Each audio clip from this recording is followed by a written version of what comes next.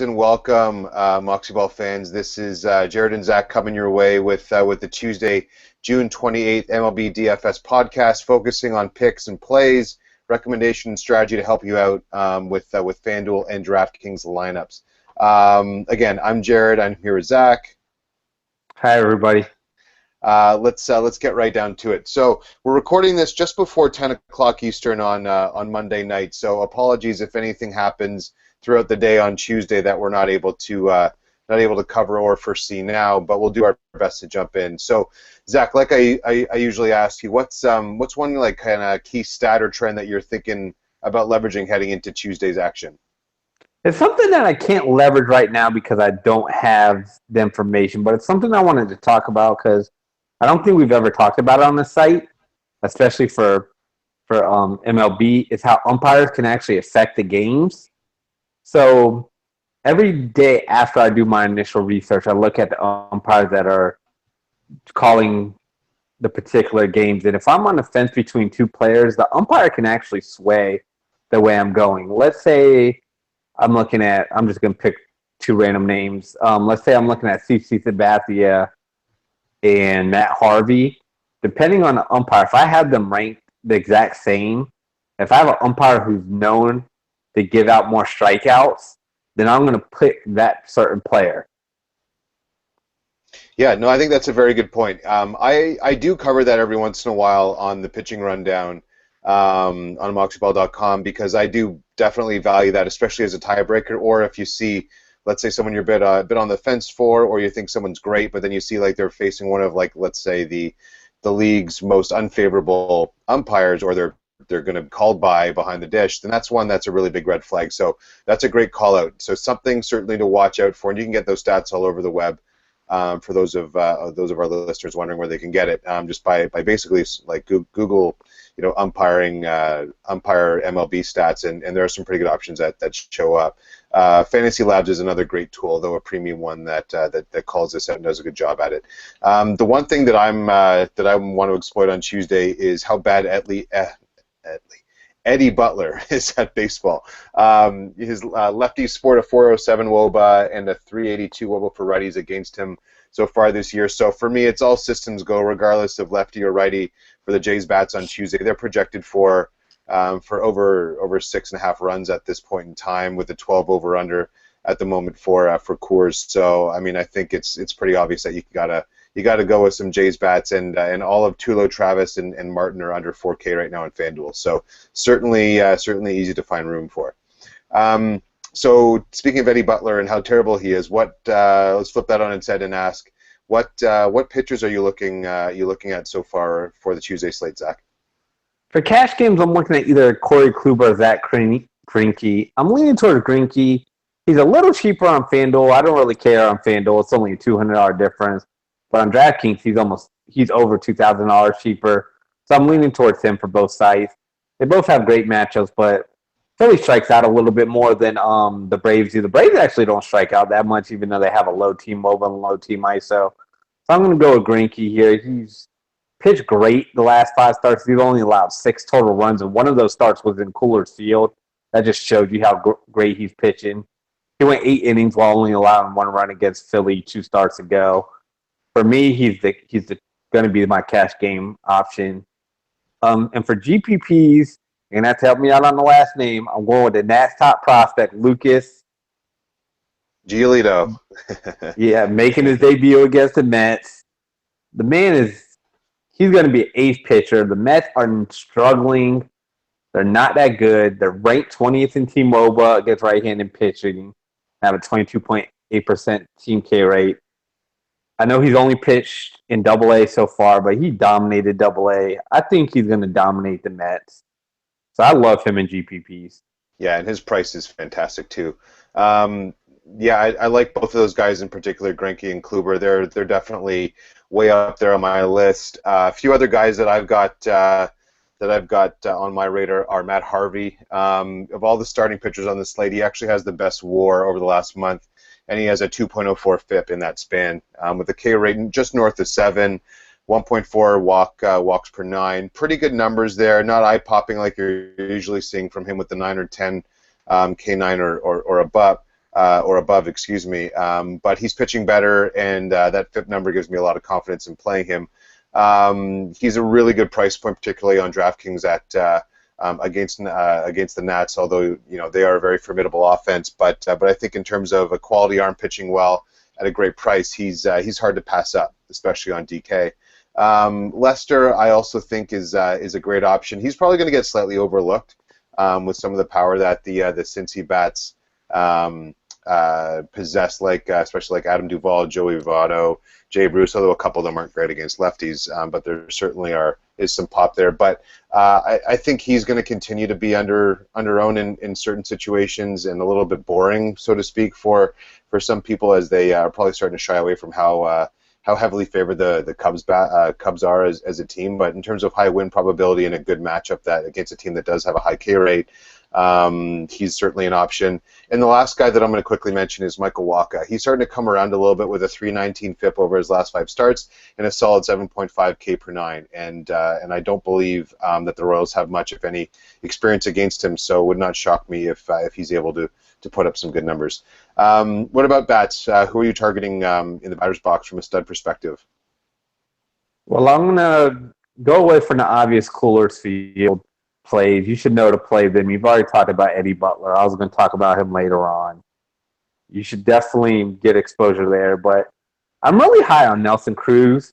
Cruz hasn't been really hitting left. He gets to face a lefty. His numbers against left-handed pitching at home are awful this season. He only has an ISO 119 and a WOBA 268. But I think that turns around. I mean, his ISO on the road against left-handed pitching is 588 with a WOBA 568. John Neese is awful against right-handed hitters on the road. He has a whip of 1.85, a FIP of 7.51, a home run of 9, a 3.03. He's allowing in a slug 634 with a 431 WOBA. I think this is a huge game for Cruz, even though it's at home. I think he's a batter I'm going to have in all my lineups. Yeah, I love it. I love the split there, and I think he's a perfect example of a guy that you look at not just the season numbers, you look at his career track record, and he's absolutely mashed lefties over the course of his career. So worry not about 2016 and focus on the big picture. I think he's a great play against a really, really, really piss poor pitcher. The one stud bat for me, and it's an unsexy pick, but I think it's got to be mentioned, is Josh Donaldson. He's got the best WAR in baseball for hitters over the last 2 weeks at 1.4. A 569 WOBA, 356 ISO in that span. It probably will see a little bit lower ownership because he's facing a righty, but like I mentioned before, Butler's awful against both types of hitters, so that really shouldn't sway you one way or another. I think he's around 4,900 on FanDuel, probably a little bit higher on DraftKings. I don't remember exactly offhand, but he, if you do have some room for some Coors exposure, especially on the high side with some elite bats, I think he's a guy that you absolutely need to look at. Let's look at value, Zach. Who you got in the batter's box from a value perspective? If CC Sabathia stays as a starting pitcher for the Yankees, he's dealing with an ankle injury, so he's a little iffy. I love Elvis Andrus because he kills lefties. He's flashing 381, 400, 587, with an ISO of 206 and a WOBA 415 against him this season. I know CC's been great this season, but he struggled last outing with 6 runs in just 4.1 innings, and that's mainly to do that he hurt his ankle. And I'm looking at his numbers last year where righties had a 502 slugging percentage and 370 WOBA. If CC's ankle is hurting, I love the Texas Rangers, and I'm going all in with Elvis. Yeah, it's interesting. I mean, especially with Elvis, he's not really a power guy, but in the hitter's park and facing a lefty pitcher, I think he's definitely in play. And to your point on CC, I know there was a lot of love for him for a little while, but I was quite weary of starting him the last couple times out because he was really just a ticking time bomb with how much he had been outperforming his numbers. And hopefully those of you that do subscribe to Moxyball were able to read that in the pitching rundown and weren't burned by him, because I definitely called that out his last start. So he's a guy that I also want exposure to, and it'll be even better if he actually does get scratched, because the guy I'm going to talk about from a value perspective on DK is Shin-Soo Choo. It's a lefty-on-lefty matchup, but DK's algorithm has brought his price way, way down. He's actually only $3,100 on DK, and I don't mind the lefty versus lefty matchup. I mean, he Chu over his last just under 300 plate appearances has a 338 WOBA against lefties with a solid 167 ISO. A bit lower than you typically would want to see, but in that type of split, with a pretty decent overall number to back it up, and in Yankee Stadium, I have no problem starting a guy who does hit lefties decently well. On FanDuel, I think that FanDuel really, for whatever reason, is missing a little bit on the White Sox bats. They're starting to get pretty hot, and there's a couple guys in particular that are undervalued, like Tim Anderson and Melky Cabrera. Tim Anderson has been batting leadoff, is only $2,500 on Tuesday, facing Kyle Gibson on FanDuel, and he's actually been better against righties so far this year as Anderson. He has a 28% line drive rate over his last couple weeks, and I think makes for a very nice, cheap and cheerful play on FanDuel. So there you have it, with one from me on FanDuel, one for DraftKings. What about some stacks? Something we always like to talk about. Two that you think are pretty safe to go with, Zach. Well, the Blue Jays, of course. You want to stack them. Eddie Butler's awful. You talked about him. I talked about him in the starting five. You want as much exposure to them as possible. Another stack I really love is the Cubs. John Lamb is not a good pitcher at all. And he has a FIP of 5.24. He walks a lot of batters. He barely strikes anybody out. I think my son can strike out more batters than he strikes out. And then once he goes, you go to the Red Bull plan, which is the worst in the majors. So no matter who the Cubs are teeing off on tomorrow, it's going to be a favorable matchup. So I think they score a lot of runs. Yeah, do you think Chris Bryant's going to be like 100% owned too after hitting 3 bombs on Monday? Probably. He hits better. He's a better hitter against righties too. So, but this is a lefty matchup, so maybe people will be smart and not play him. Yeah, you never know. I think the recency bias always gets ownership a lot higher than it should be. But since we do have Coors in effect, I think you might actually see him still at a bit of an under-owned discount. It'll go up a little bit from today, but still probably not terribly much. For me, I'm all over Toronto, like you mentioned, and like I mentioned earlier on. They have a 332 WOBA against righties this season and a 358 WOBA in June, which is the second best in all of baseball. In a game where they're projecting 12 runs scored with 6.5 coming from the Toronto side against a bandbox pitcher like Eddie Butler, you got to go with them and get some exposure. The other guys that I want exposure to, which I think is the second safest stack, is Baltimore. They face Eric Johnson, who has a 9.82 ERA and a 9.27 FIP over his last 3 starts. All that really does is show you just how bad he's supposed to be and how he actually is. And they've been baseball's best hitting club over the first 4 weeks of June with a 377 team WOBA, which is absolutely ridiculous. They're not going to come terribly cheap, but guys like Chris Davis, Manny Machado, Jonathan Scope, and Adam Jones all have WOBAs over 400 in June, making Wieters and his 378 mark in that department pretty much chump change, which is kind of ridiculous. So there's some excellent options for high floor approaches there, but they won't come cheap. So make sure that you have some room for them and you find some value, whether it's on the mound or in other spots, to balance it out. Zach, what about a lower owned stack? Do you have one in mind that you'd like to recommend? I already talked about Texas earlier. Another one I want to talk about is the Marlins against Mike Pelfrey. I don't have Mike Pelfrey stats on me, but he's awful. The Marlins are projected for 4.7 runs, which is a lot for them because they really don't have anybody who really knocks the cover off the ball, minus Ozuna against left-handed pitchers. So, for them to be projected at 4.7 runs is a lot for them. They come in very cheap. Your highest cost hitter is going to be Christian Yelich. Yep. At 4,000 on FanDuel.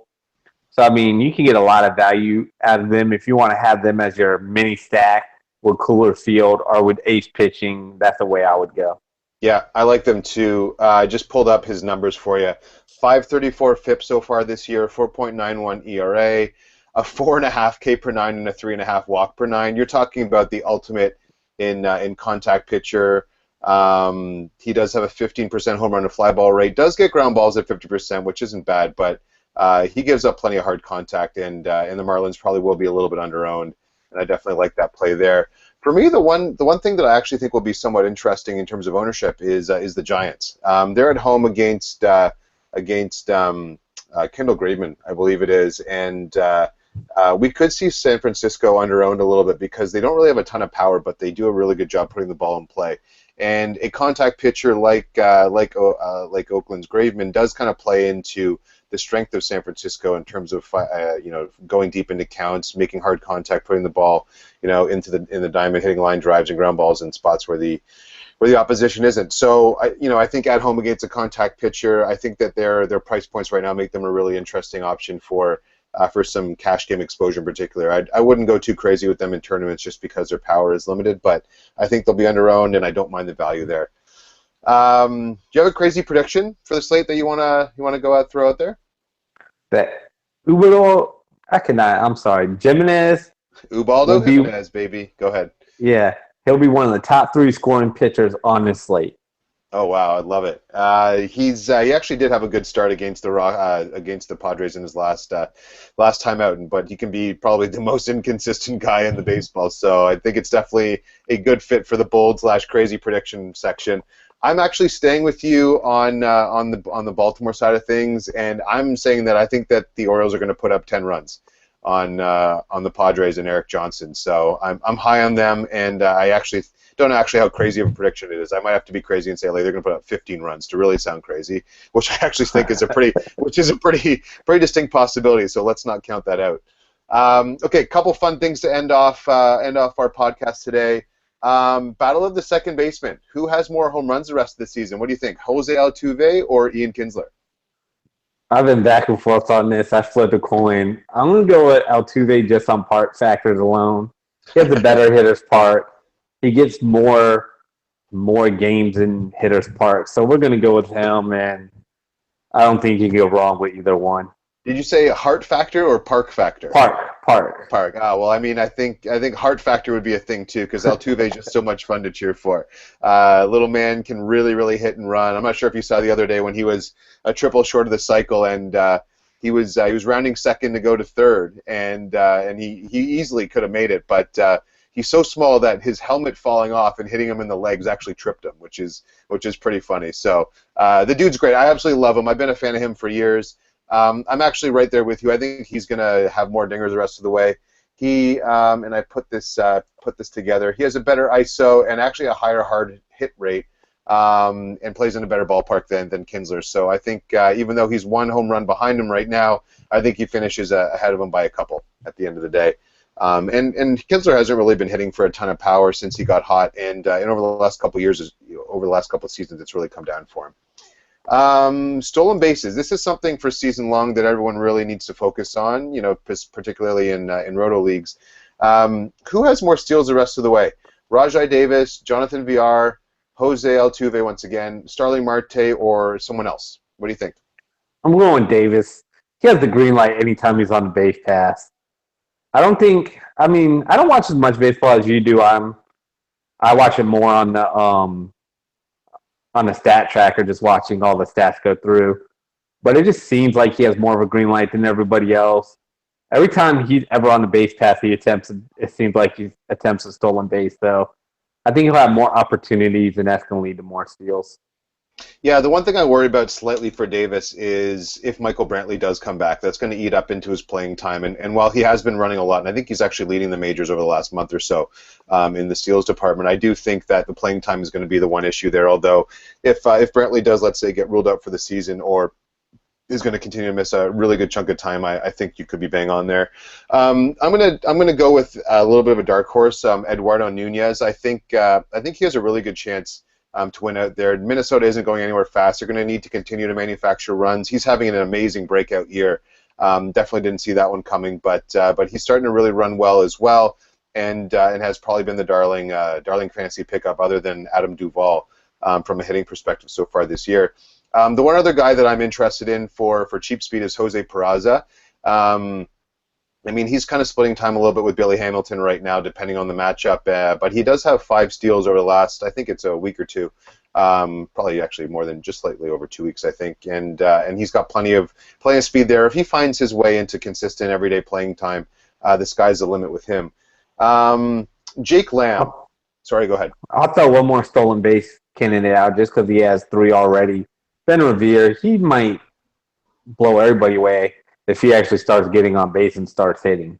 Yeah, for sure. I mean, it really just depends on if they'll let him run, right? With guys like Harper and and Murphy behind him. I mean, the guy really wasn't. He was kind of given the red light in Toronto at the second half last year because they had so many big boppers, good hitters behind him to drive him in. But if he does get going, I mean, he will run a little bit, just a matter of how much. I like that play as well because I think he's kind of lost the trust of so many fantasy owners as well.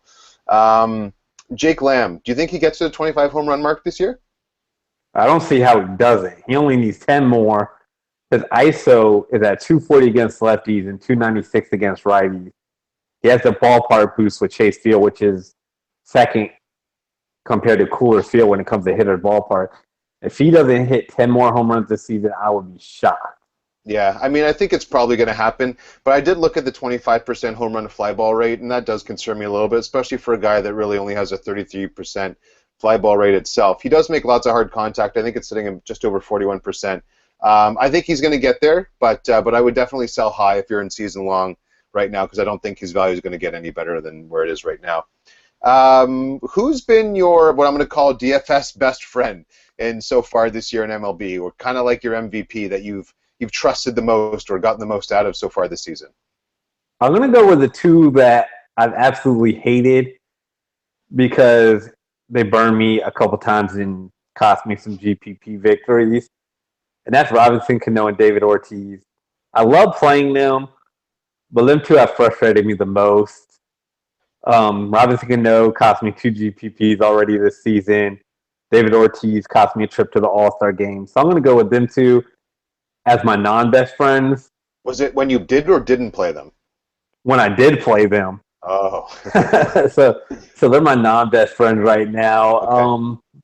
My best friend, I'm going to say cheap pitchers because I don't like spend enough for pitchers in GPPs at all. So I'm going to say cheap pitchers have been my best friend. I'm assuming you're talking about DraftKings.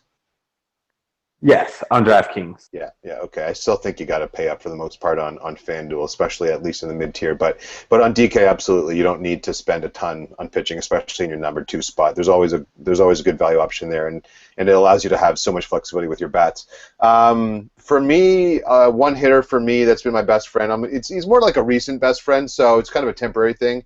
Shin-Soo Choo, he's been great over the last week and has been very, very underpriced on both sites. I know I mentioned him earlier as a play that I really like on Tuesday too. And if for some reason, let's say a righty comes up and takes the start for Sabathia instead, then he just becomes absolutely elite at his price point.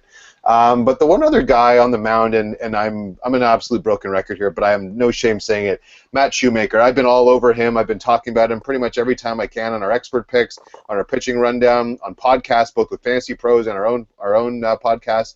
The guy's been amazing lately. He is not getting the love that he deserves until kind of tonight, where I'm seeing he's more in the 30 and 40% ownership range in cash games, which is nice to see the public finally getting up to him. But I mean, up to this point, he's been an absolute darling for me. There hasn't been a day over the last, I think it's 5 or 7 starts that he's pitched where he hasn't been my number one guy. So thank you, best friend Matt Shoemaker, and I hope you continue to do wonderful things because you are a beautiful human. And so one more question I have for you. I know this is a little bit of a surprise, but with Lucas Giolito getting announced, are you going to have exposure to him on Tuesday? Yes, a lot. What does a lot mean? What are you planning to do? Well, I'm a single bullet kind of slayer, so he might be in all my lineups. Definitely on DraftKings. He's in every single one of my lineups on DraftKings. Who's your SP1? What do you think? I'm going to go with Greinke as my SP1 because he's only 10-8 on DraftKings. And then I believe he's 6'3", so that's about 8K per average on your pitcher, and that's going to allow me a lot of exposure to the Jays bats and other hitters. So yeah, he's 6,400 plus 10.6. So you're talking about 18,000 on the nose there. Sorry, 17,000. So that's really good value. Yeah, those are my 2 pitchers. I can guarantee that unless there's some rain, which in DC, being from DC, you never know because it can storm any moment during the summertime. So that's the only thing I'm a little worried about. Looks like there's a bit of rain projected right now. So as long as it's all systems go in terms of no stoppage of time, you should be good there. I think I'm going to be in the same boat. I'm going to probably have exposure to him on both sites, FanDuel and DK, but only in GPP situations, especially if the weather doesn't look like he has like a zero risk of getting a start cut short. But against a Mets team and how crappy they've been lately, it's hard to argue with that. All right, that does it for our Tuesday edition of the Moxyball DFS podcast. Thanks for tuning in as always. Follow us on Twitter, and make sure you keep on checking back because we're planning to do at least another one or two of these podcasts later this week. So moxyball.com is our URL. We have great content each and every day to help you win your tournaments, cash games, and build winning lineups. So thanks again for tuning in and have a great week.